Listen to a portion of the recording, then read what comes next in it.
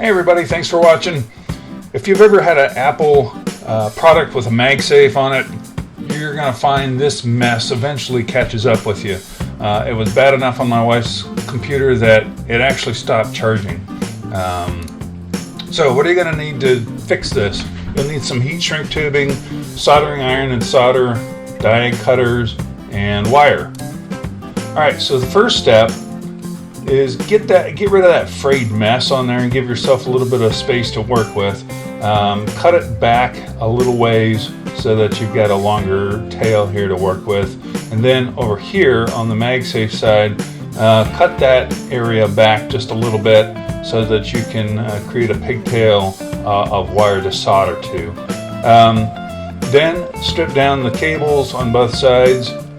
Pre-install your heat shrink. That's kind of important. Otherwise you won't get it on there. So step 3 is go ahead and solder that center wire, install the heat shrink tubing over that center wire, and then install your jumper wire from the side from the section that frayed. So from the left hand side to the right hand side you'll be connecting with the jumper wire.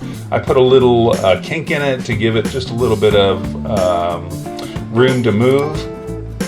Okay, step 5. Then I took some foam tape and covered all the work I did inside, just to give this a little more resistance to movement, so that it doesn't fray out again.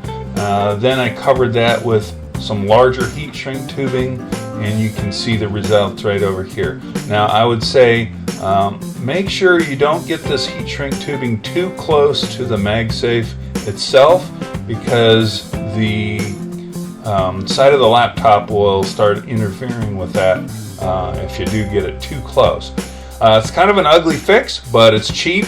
Didn't have to spend any money on it except for the parts that I put into it. And after that, make sure you test it and then use it on your laptop.